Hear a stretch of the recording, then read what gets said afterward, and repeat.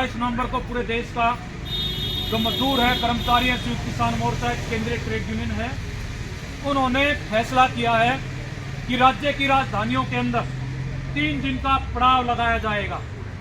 और उसके प्रमुख मुद्दे हैं कि देश के अंदर न्यूनतम वेतन है वो 26,000 कम से कम होना चाहिए।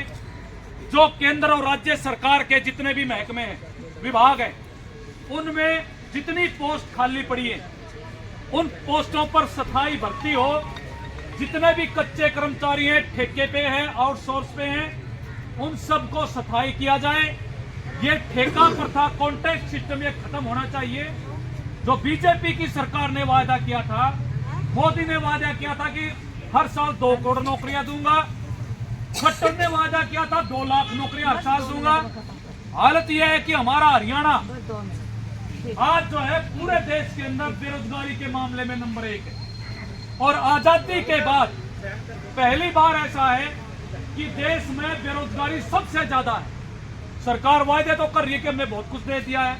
हालत यह है कि पढ़े लिखे नौजवान सड़कों पे धक्के खाते फिर रहे हैं, तो रोजगार का बड़ा भारी संकट है। इसलिए ये मांग की जा रही है कि भाई पक्के लगाओ, भर्ती करो। और दूसरी बात यह की जा रही है कि कम से कम न्यूनतम वेतन 26,000 होना चाहिए। आज के दिन जितनी महंगाई है, उस महंगाई के अनुसार इससे कम में गुजारा संभव नहीं है। चाहे केंद्र सरकार का विभाग हो, चाहे राज्य सरकार का विभाग हो। दो प्रमुख मांग ये, तीसरी महंगाई कम होनी चाहिए। ये जो गैस के सिलेंडर है, ये डीजल पेट्रोल के जो रेट बढ़ रहे हैं, ये कम, इनकी महंगाई सरकार वो कम करे। खाने पीने की चीजों पे महंगाई कम होनी चाहिए। मनरेगा के अंदर कम से कम 600 रुपए की दिहाड़ी हो, 200 दिन रोजगार मिले, ये मांग हमारे यहाँ से की जा रही है। एक सरकार ने जो काले कानून बनाए हैं खासकर मजदूरों के लिए, पक्के होने का कानून, वो खत्म कर रही है सरकार। जो लेबर कोड बदल के 4 लेबर कोड ले आई, जिसमें कहा यूनियन बनाने का अधिकार तक नहीं होगा। इस तरह की स्थितियां पैदा की जा रही है। ऊपर से देखेंगे बीजेपी की सरकार लगातार जो आंदोलन कर रहे हैं, किसान आंदोलन करते हैं, उन पे मुकदमे दर्ज होते हैं। किसान आंदोलन करते हैं, उन पे मुकदमे दर्ज होते हैं। कर्मचारी आंदोलन करते हैं, उन पे लाठीचार्ज होते हैं। Asha worker, mid day meal worker, anganwadi के, गांव के सफाई कर्मचारी, शहर के कर्मचारी जब भी आंदोलन करते हैं, यहाँ तक कि सरपंचों को पे लाठीचार्ज हो रहा है।